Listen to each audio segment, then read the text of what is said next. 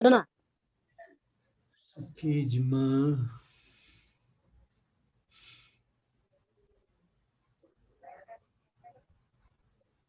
भन्दै बन्दना Bodo arato sama samudasa pada zaman वर्ष 2644 पहिलाका आज चतुर्दशी विक्रम सम्वत 2017 सालमा 28 गते बुधबार। अब हामीले दिउँसो पन्यासार भन्दैबाट कामवचर महाकुशल चित्तको विषयमा आज करिब करिब 2.5 घण्टाको क्लास लिनुभयो। त्यस गरेर 6:15 बजेको समयमा मङ्गल पण्डितज्यूले आलोक सूत्रको जुन पाली शब्दार्थहरूलाई अनुवाद गर्ने जुन अभ्यास गराउनुभयो र अहिले पण्डित सरदे विश्वनाथ पण्डितज्यूमा अहिले जुन विशुद्धि मार्गको कक्षा लिइराख्नु भएको छ पण्डितज्यूमा सार वन्दन गर्दै आजको कक्षा लिइदिनु हुनुको लागि पण्डितज्यूमा विनम्र प्रार्थना गर्न चाहन्छु। नमस्कार उहाँ भगवान अनन्त सम्यक सम्बुद्धलाई। आजको कक्षामा पनि सबैलाई स्वागत। कोही स्क्रिन शेयर भएको छैन अझै? जिल्ला भन्थे आयो ल। अब विषय गाह्रो गाह्रो हुँदै गएको छ, बुझ्नु बडो गाह्रो गाह्रो कालको परिचय।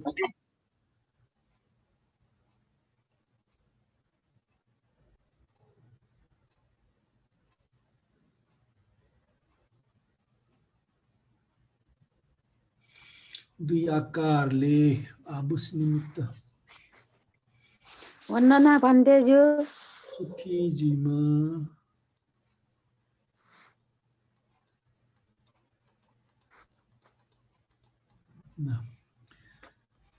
हिजो हामीले आर्य फल रसको अनुभव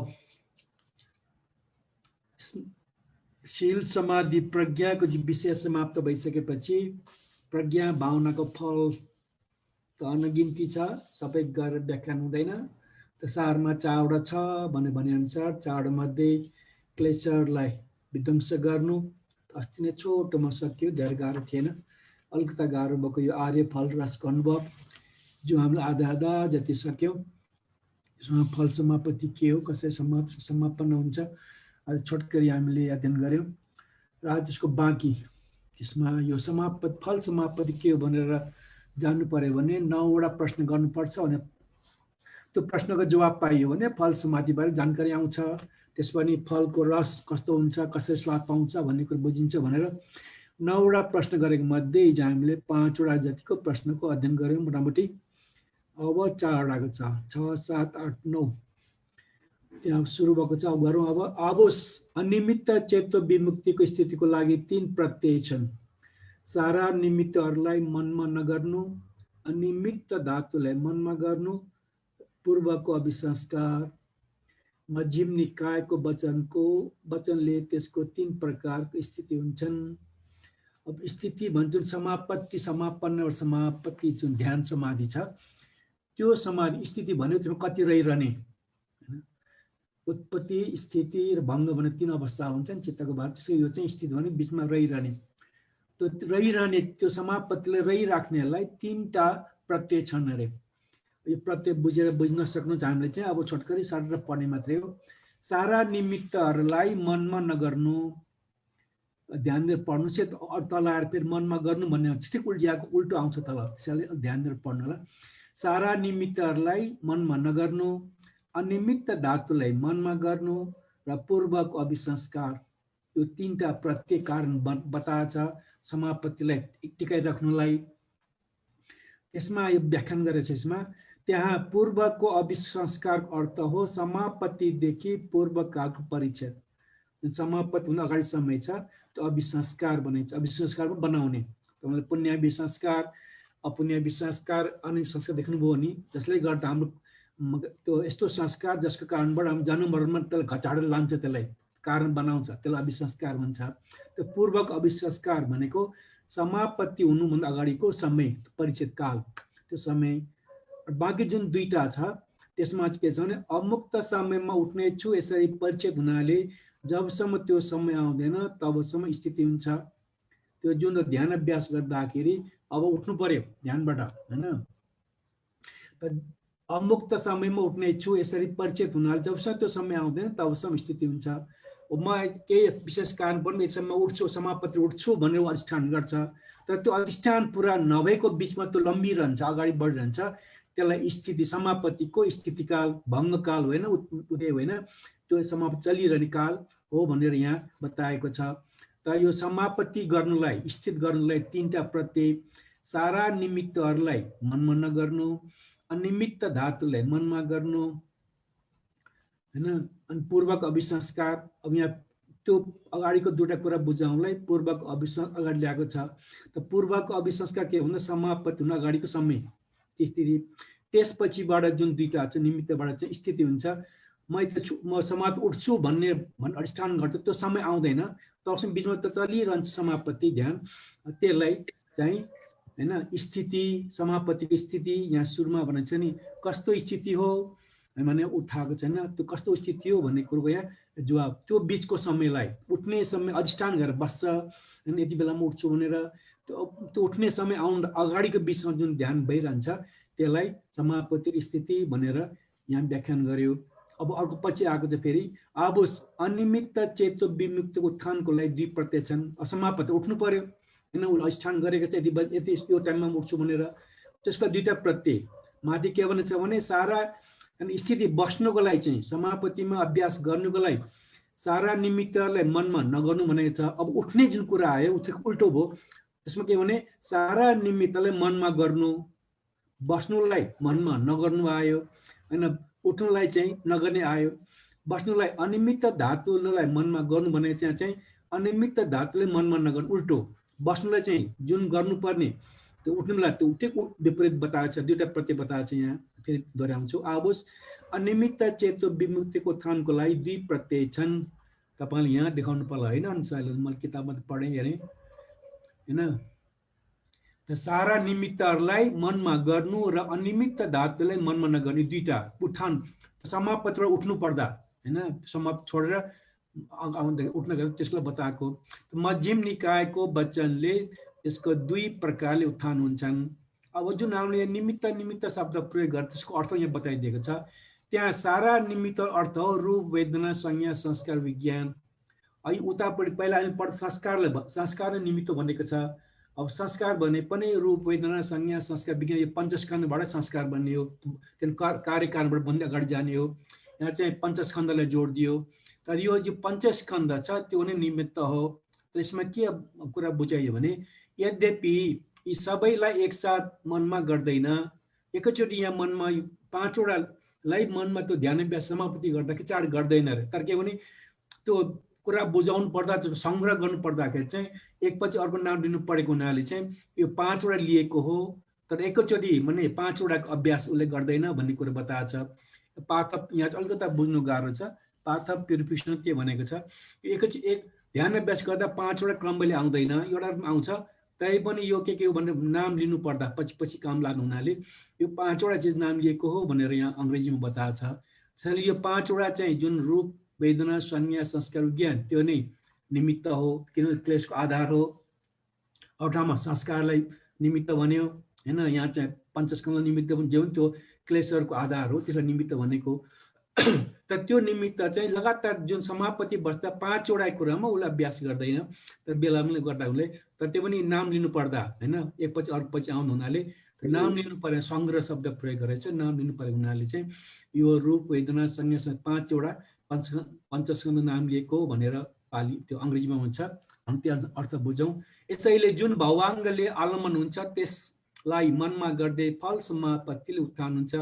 यसरी त्यसले उत्थानलाई जान्नु पर्दछ।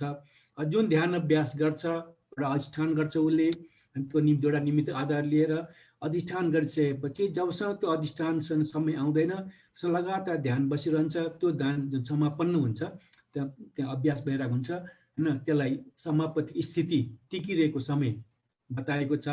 जब उठ्ने बेला हुन्छ होइन, त्यो उठ्ने बेलामा चाहिँ फेरि उसले जुन छ यहाँ उत्थान गर्ने समय यो निमित्तको यो होइन उल्टो छ, सारा निमित्तहरूलाई चाहिँ मनमा गर्ने हैन, यो रूप वेदनासँग निमित्त गर्ने, अनिमित्त धातु छ त्यसलाई नगर्ने हैन, उल्टो माथि गर्ने नगर्ने या उल्टो गर्ने, उठ्नु पर्दाखेरि चाहिँ त्यसै गरेर उठ्ने। त त्यसबेला जुन छ त्यसैले जुन यो अब निमित्त के भन्दा यो रूप वेदना संज्ञा संस्कार पञ्चकर्म लियो, त यो जुन सारा निमित्तलाई मनमा गरिसकेपछि उठ्न सहिलो हुने भयो हैन। अब स्थिति गर्दा चाहिँ यसलाई एउटा छोड्यो एक प्रकारले, एउटा गरिसकेपछि चाहिँ यसको आधार अगाडि बढ्ने। त्यसपछि जुन भवाङ्गको आलम हुनुहुन्छ, जुन समापतिमा पहिलो भवाङ्ग अवस्था हुन्छ, समाप्ति शून्य ध्यान जस्तो एक प्रकारको मानले बुझ्ने भाषामा त्यो बेला जसको भवाङ्गम अवस्था हुन्छ हैन, त्यसलाई मनमा गर्दै फल समापतिले उत्थान हुन्छ। त्यो भवाङ्ग उठेरबाट त्यो फल समाप्तिबाट उठेर त्यो समाप्ति उसले छोड्छ हैन, समाप्तिबाट उठ्छ भन्नु हाम्रो भाषामा, ध्यान छोड्छ भनेको अर्थ हो। यसरी भवाङ्गमा भएको आलम्बनले गरेर त्यो अनि त्यसको त्यसलाई मनमा गर्दै फल समापति जुन ध्यान अभ्यास गरिरहेछ, स्थिति त्यो टिकिरहेछ, त्यहाँ जुन पहिला अधिष्ठान पनि गरेछ, यति बेला म उठ्छु भनेर, त्यसपछि ऊ ध्यानबाट उठ्छ भनेर यहाँ यति कुरा बतायो। यो जुन फल समापतिको भने आर्य फलको स्वाद रस कसरी पाउँछ भन्ने कुरामा यसरी ध्यान अभ्यास गरेर उसले त्यो फलको स्वाद पाउँछ र यसरी उठ्छ। पहिला ध्यान गर्नु अगाडि नै अधिष्ठान गरेको हुन्छ, यति बेला म उठ्छु भनेर, त्यो भएको अनुसारको र अन्तिममा गएर पहिला जुन स्थितिमा गर्दा जुन प्रत्येक कारणको आधार ध्यान अभ्यास गर्दा ठिक विपरीत उल्टो गरेर ध्यान गरेर उसले उठ्ने। अनि उठ्ने बेलामा चाहिँ भवाङ्गमा भएको जुन आलम्बन हुन्छ त्यसबाट छुटेर फल समाप्तिबाट उठ्छ वा फल समाप्ति ध्यानबाट छोड्छ भन्ने कुरो यतिमा टुङ्ग्याइदिएको छ।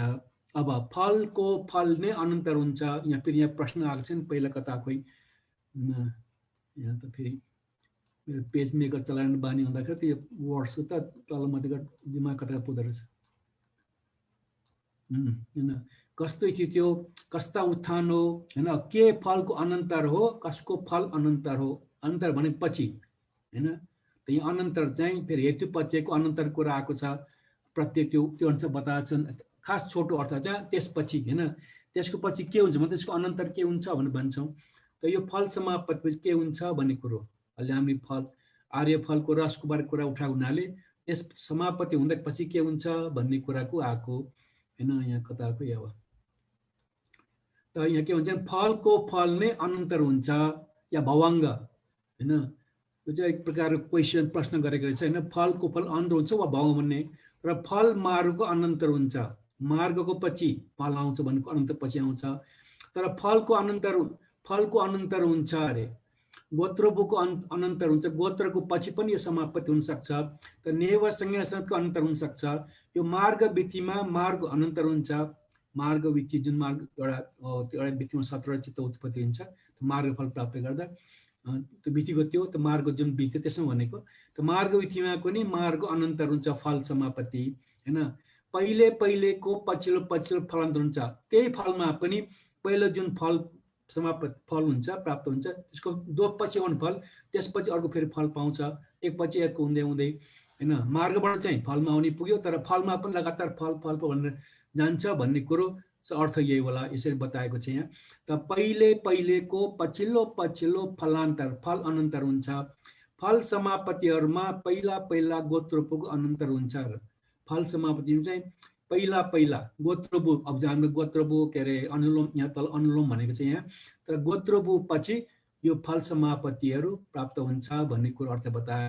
तर यहाँ के भनेको छ भने गोत्रबु यहाँ अनुलोमलाई जान्नु पर्दछ। हामीले गोत्रबु चाहिँ मार्गफल प्राप्त हुने हो। गोत्रबु भनेको चाहिँ अनुलोमलाई ज्ञानको हिसाबले अनुलोम, किन गोत्रबु भने खास ठुलो ज्ञान होइन, त्यो गोत्र हुने बित्तिकै मार्गफल जाने हुनाले त्यसको नाम मात्रै दिएको हो त्यो अवस्थालाई हैन। विपश्यनाको छुट्टै गर्नुपर्ने संखारोपेक्षा ज्ञानलाई दोहोऱ्याएर हेर्ने जुन छ, सबै एकपल्ट मूल्याङ्कन भन्छन्, समीक्षा गर्छ, सबै दोहोऱ्याएर हेर्नेलाई चाहिँ अनुलोम ज्ञान भन्छ। त्यहाँसम्म चाहिँ विपश्यनाको विधि थुप्रो छ, गोत्रमा खास के पनि छैन। त्यसपछि चाहिँ ज्ञान अगाडि आएर मार्गफल प्राप्त गर्ने।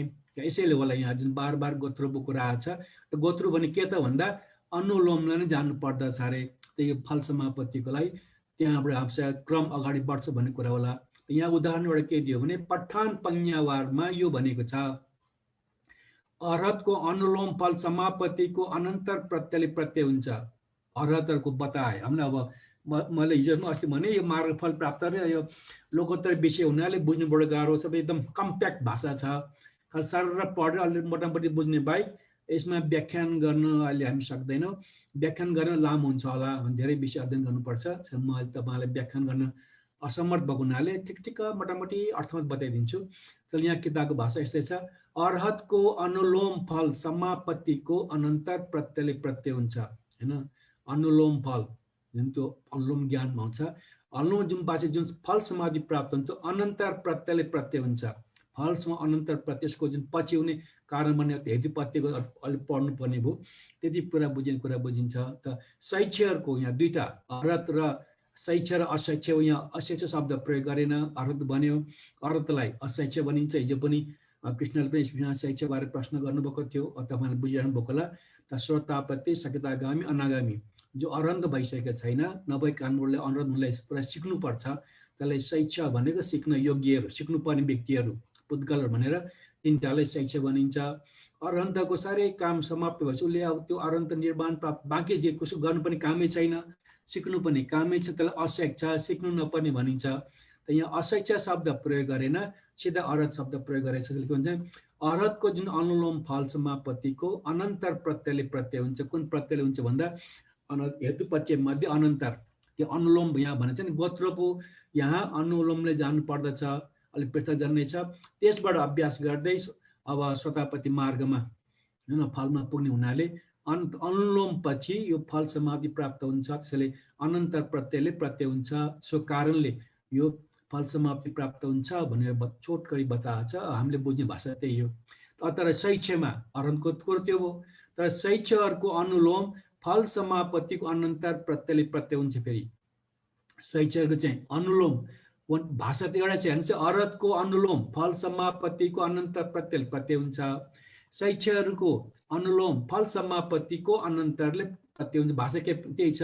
अब यसमा हामीले के बुझ्ने हो, बुझि नसक्नु छ हेर्नुहोस् होइन। अब किनभने अर्हतको पनि अब शैक्षको अवस्था अलग्गै हुन्छ। त्यसलाई पनि त्यही शैक्षको त्यही भन्दाखेरि अब हामी सर किताब पढ्नु भए उपाय छैन हेर्नुहोस्। यहाँ केही फरक पनि देखिएको छैन। तर जुन फलले निरोध उत्थान हुन्छ ऊ नैव संज्ञा नासंज्ञाको अनन्तर हुन्छ। जुन फलले निरोध हैन, निरोधबाट उठ्छ, निरोध हुन्छ, उत्थान हुन्छ, तलबाट अनुलोमबाट निरोधमा पुग्छ हुन्छ, त्यो चाहिँ नैव संज्ञा नासंज्ञाको अनन्तर हुन्छ। नैव संज्ञा नासंज्ञाको पछि हुन्छ, अनन्तर त्यो पछि हुन्छ भने बतायो। अर्को मार्गविधिमा उत्पन्न फललाई छाडेर अवश्य सबै फल समापत्तिहरू प्रवर्तित हुनेछन्। मार्गविधि भनेको जुन कमसेकम श्रोतापति मार्गमा त्यो चल्छ, मार्ग प्राप्त हुन्छ, फल प्राप्त हुन अगाडि त्यो उत्पन्न त्यो फललाई छाडेर अवश्य सबै फल समापत्ति अनुसार प्रवर्तित हुनेछन्। प्रवर्तित भनेको त्यो चलिरहन्छन् अगाडि हैन। बाँकी यो मार्गविधि बाहेक अब यो यसको व्याख्यान पनि मलाई आउँदैन हेर्नुहोस्। मैले पढेँ, भर्खर यहाँ अङ्ग्रेजी पनि पढ्दैछु, स्पष्ट रूपमा त्यहाँ पनि विशेष व्याख्यान छैन भनौँ न, सारो त अङ्ग्रेजी बताइदिएको त्यति मात्रै छ। तर यहाँ चाहिँ कसरी यो अब यो जुन प्रश्न तपाईँको छ नि यहाँ के अरे के फलको अनन्तर हो, कसको फल अनन्तर हो हैन, त्यो के पछि कुनबाट के हुन्छ, पछि के हुन्छ भन्ने कुराको जुन समापत्तिबाट आएको छ त्यसको कुरा यहाँ बताएको छ। गोत्रबुबाट हैन सुरु हुन्छ, गोत्रबु सुरु हुन्छ, गोत्रबु अनुलोम सुरु हुन्छ, अनुलोमबाट चाहिँ अनन्तर प्रत्येक कारणबाट पछि फल समाप्ति प्राप्त गर्छ। माथि चाहिँ एउटै फल पनि फल मार्गबाट फल पछि हुन्छ, फलमा पनि अर्को फल हुन्छ हैन, फलको पनि एउटा फलबाट अर्को फल पछि प्राप्त हुन्छ। त्यो भनेर फलको पनि फल अनन्तर हुने। अर्को कुरा के छ भने गोत्रपुक अनन्तर हुन्छ। गोत्रपु अर्थ यहाँ अनुलोम बताए, त्यो माथि चाहिँ गोत्रु भने त गोत्रपु पछि पछि फल प्राप्त हुन्छ। माथि मार्गको पाड फल प्राप्त हुन्छ, अनन्तर हुन्छ यसो बताएको छ। फेरि फलको पनि फल हुन्छ, तीनटा प्रकारको छ। अर्को एउटा नैव संज्ञा नासंज्ञाको पनि बताएको छ। यो ध्यान समाधिमा सबैभन्दा माथिल्लो 9 ध्यान वा 8औं ध्यान भनिनुभयो। त्यो गोत्रबु भनेको विपश्यनाबाट आएको प्रज्ञाको विषय भयो। नैव संज्ञा नासंज्ञा भनेको समाधिको भयो। समाधिबाट गर्छ नैव संज्ञा नासंज्ञाबाट अनन्त फल समाप्ति, त्यसपछि फल प्राप्त हुन्छ।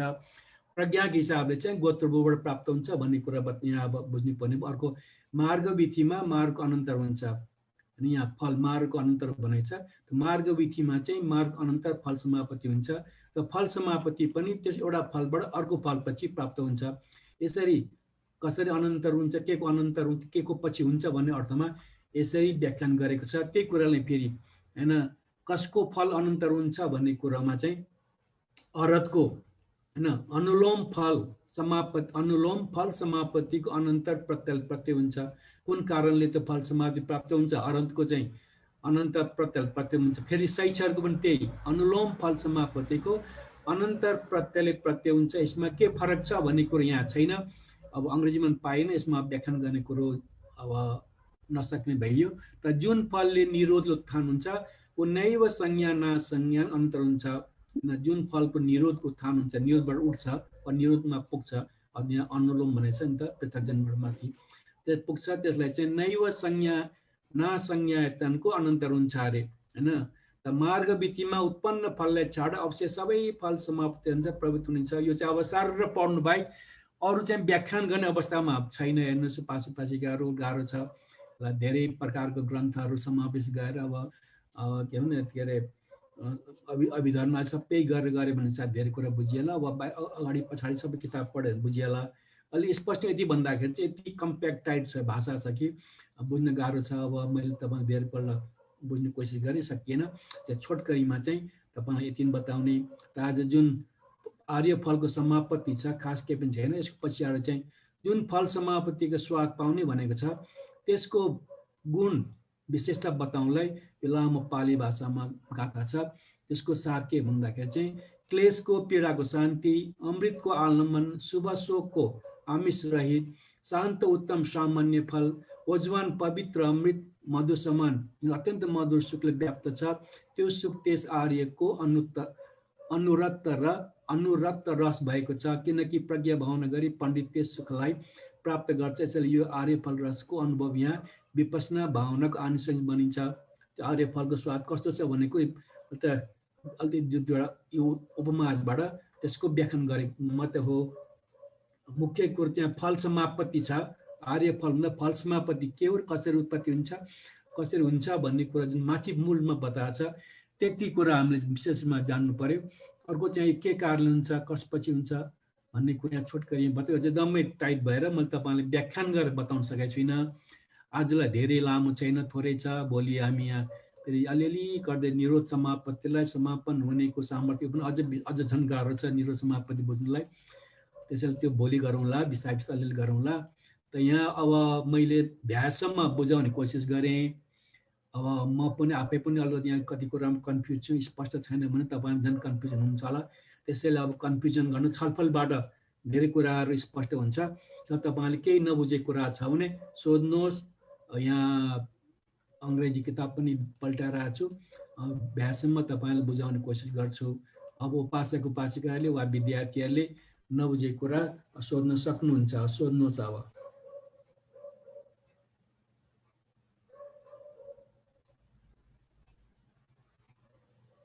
छ बुझ्नु यहाँ यस्तो नबुझेको, अब नबुझेको त धेरै होला हेर्नुहोस् होइन। तर के प्रश्न गर्ने भने त्यही नबुझेको हुनसक्छ। समस्या त्यो भयो विषय भन्दा के प्रश्न गर्ने भने बुझिएन बर्बाद हुन्छ होइन। ल तपाईँले यो यहाँबाट अब अनियमितता कस्तो स्थिति हो भन्ने कुरो, चारवटा कुरो। समापत्ति स्थिति भनेको बिचमा कति बेरसम्म रहिरहन्छ, कसरी उठ्छ भन्ने कुरा छ। यतिमा तपाईँले बुझ्नु भएको भएन होइन। के पछि त्यो फल समाप्ति प्राप्त हुन्छ भन्ने कुरो अनन्त तल आएको छ। यसमा तपाईँले मोटामोटी भए पनि त्यसरी मैले मोटामोटीमा तपाईँलाई बताउने कोसिस गरेँ, बुझाउने कोसिस गरेँ। तपाईँले त्यो मोटामोटी भए पनि बुझ्नु भएको भएन भन्ने छैन, सोध्नुहोस्।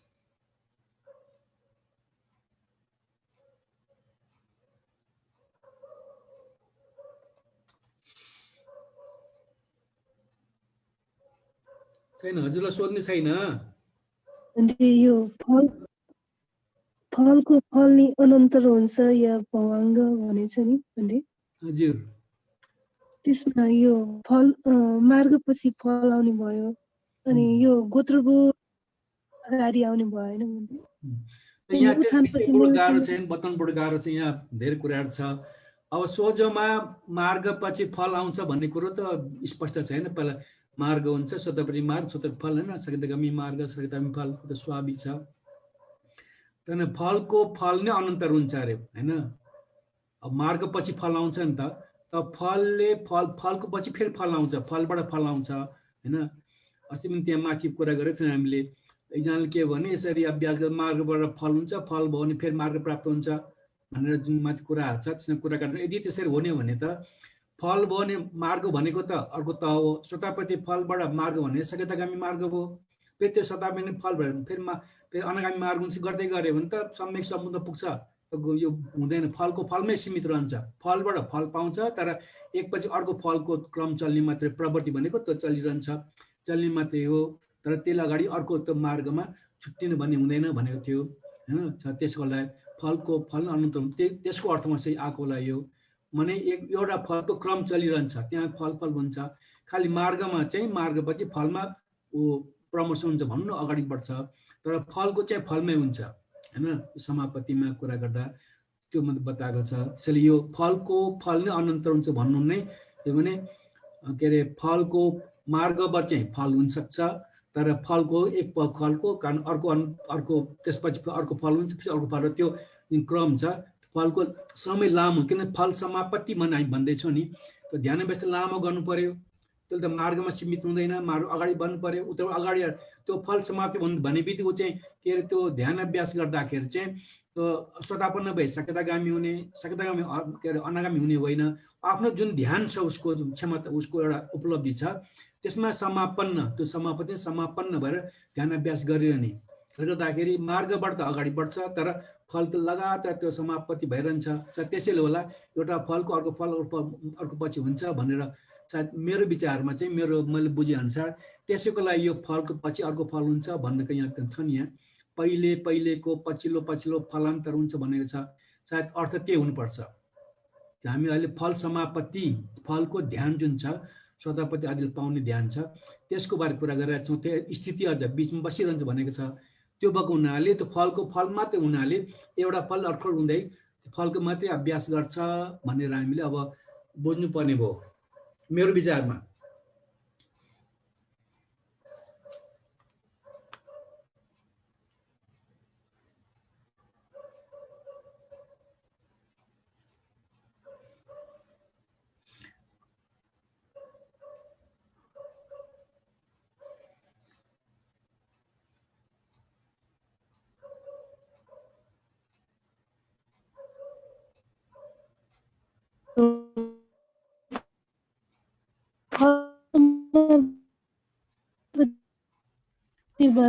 आवाज आयो भने उता नेट बिग्रन थाले क्या, स्वर स्पष्ट छैन, ट्याङ आवाज आउँछ।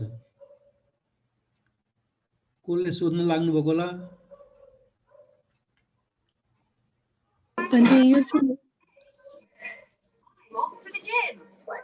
फल समापतिबाट उद्धाको कुरा भएन भन्दै त्यो पुरा भन्नु त बाँकी लामो भन्नुहोस् न, पढ्नु कहाँ भन्ने बुझिन्छ।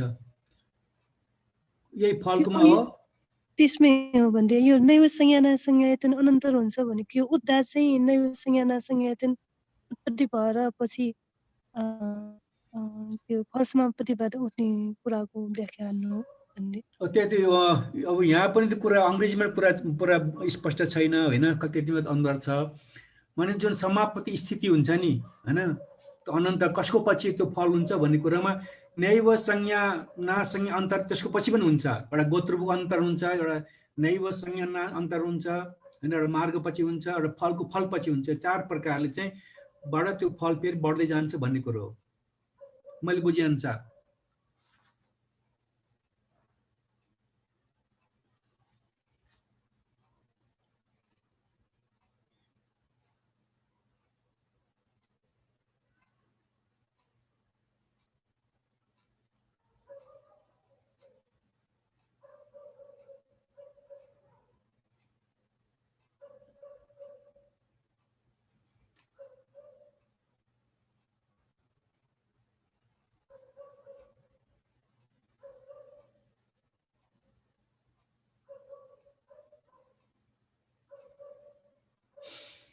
एकदम बुझ्नु बडो गाह्रो छ।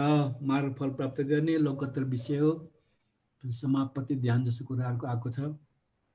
भन्ने वन्दना हजुर के भन्नुहोस् भन्ने यो गटरफु र अनुलोम भने यो मार्गफलको नजिक भएको समाधि हो। कुन यो गोत्रबु यहाँ अनुलोमलाई जान्नुपर्छ भनेको गटरफु को शब्दार्थ के हो भन्ने गोत्रबु भनेको गोत्रलाई देख्ने भू उत्पन्न भएको भन्ने अनि हामी पृथक जनबाट आर्य गोत्रमा जन्मिएको भनेको तब मार्गफल प्राप्त एकदम तयार लास्ट अन्तिम अवस्था त्यसपछि ऊ मार्गफल प्राप्त हुन्छ गटरफु त्यो अवस्थालाई गोत्रबु भनेको हजुर भन्दाखेरि यो सट्टापट्टि मार्गफलको नजिकै पर्छ होइन भन्ने त्यसपछि पहिलो श्रोतापट्टि मार्ग हुन्छ हजुर अनि अनुलोम नि भन्ने अनुलोम चाहिँ गोत्रबु ज्ञान अगाडिको संकारोपेक्षा ज्ञान आइसकेपछि उसले त्यो सबै ज्ञान मतलब मूल्याङ्कन गर्छ सबै सुरुदेखि नै समसन ज्ञानदेखि दोहोऱ्याए एकैपछि दोहोऱ्याइ गर्छन् त्यसले केले काट्यो के काट्यो भन्ने अध्ययन बार दोहोऱ्याउँछ समीक्षा गर भन्नु हामीले भन्नु न होइन त्यसलाई चाहिँ अनुलोम भन्छ त्यो अनुलोम ज्ञान त्यो विचार गर्ने अनुलोम चाहिँ आफूले जुन पाइसकेको ज्ञान छ नि त्यो दोहोऱ्याएर सबै हेरेको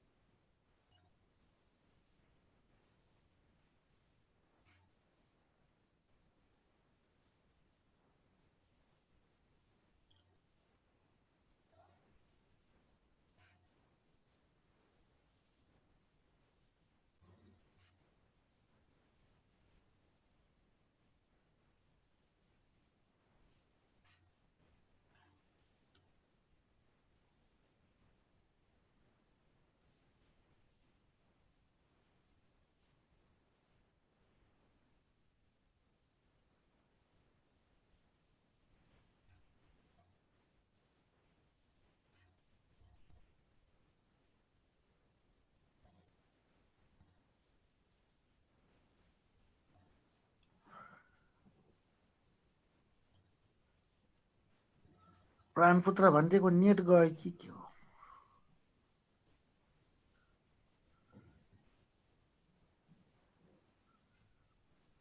नेट गयो होइन भन्दै लाइनमा हुनुहुन्न ए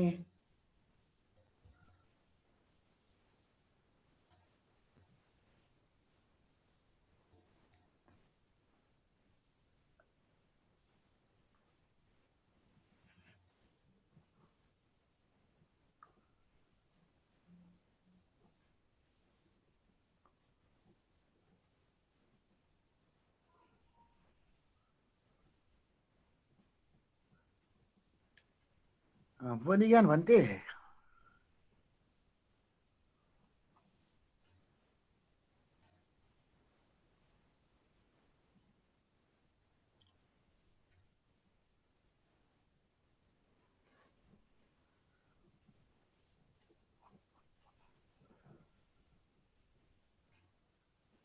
भन्थे लाइनमा हुनुहुन्न आज अब के गर्ने बन्द गरौँ कि के गरौँ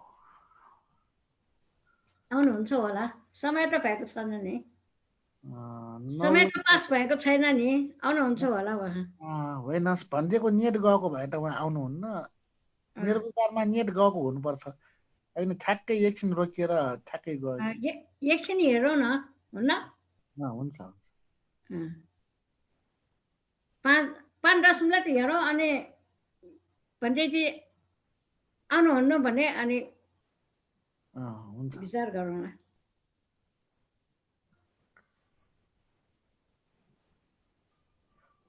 बोली ज्ञान भन्थे भन्टे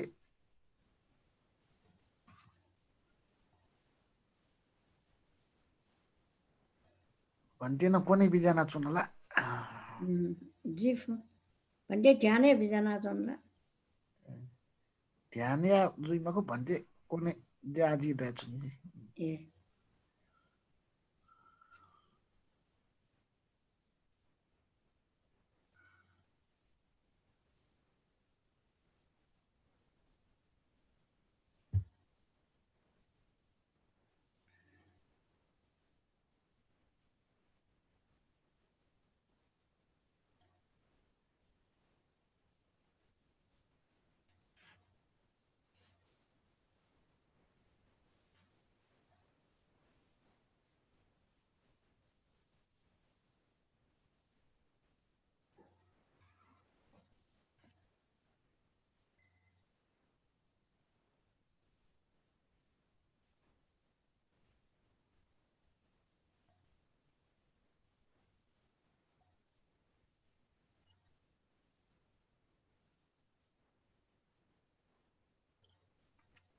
भन्टेको नेट गएको छ अरे क्लास आज बन्द गर्नुहोस् भन्नुभएको छ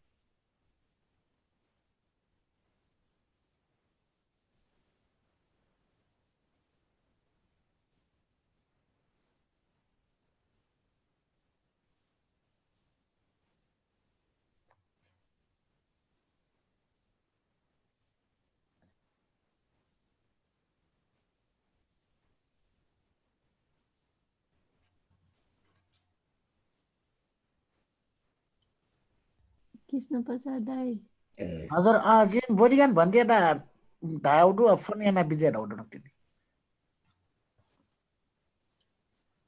भन्टे दा फोन याना बिजे अले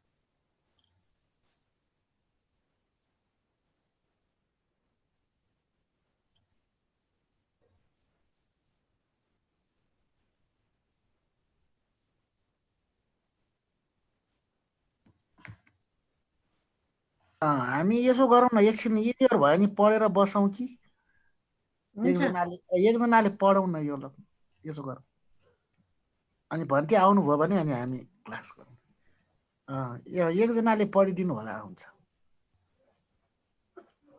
यो त अस्तिको यो फुमी र अस्ति गइसकेको आजको अर्कै छ होइन यो पहिलाको रहेछ मसँग यो भयो नि पढौँ कि भनेर पुरानो नयाँ मसँग रहन्छ अनि आजकै देखाउनुहोस् न इसमें पास है हजुर भन्थे भनेर नेट प्रब्लम जो खान अथवा बिजा मुक्त गर्दै आयो र ए ऐसा जी बन्द yana छन् छोला भन्थे जो जो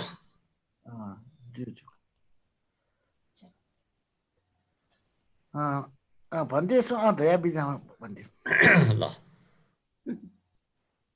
अहिले हाम्रो साढे विषय भन्ने जुले कक्षा लिनुभयो तर कक्षा लिने अवस्थामा त्यही कुनै बेला आफ्नो हातमा भएको हुँदैन अहिले भन्नेजुले क्लास लिँदै त्यहाँ नेटको प्रब्लम भएको कारणले गर्दा हो क्लास भन्ने अहिले रोकिन गएको छ भन्नेजुप्रति कृतज्ञता ज्ञापन गर्दै भन्नेजुमा निरोगी सुस्वास्थ्य दीर्घायु मङ्गल कामना गर्न चाहन्छु र अहिले हाम्रो जो मार्फत अहिले हाम्रो कृष्ण प्रसाद उपासकले होस्टमा सहयोग गरिराख्नु भएको छ अहिले हाम्रो बुद्धलक्ष्मी साके, निर्मला ताम्राकार, कुशल ज्ञानी गुरुमा, पर्यटन ज्ञानी गुरुमा, सरला राणा उहाँ हाम्रो तिर्केबाट हुनुहुन्छ।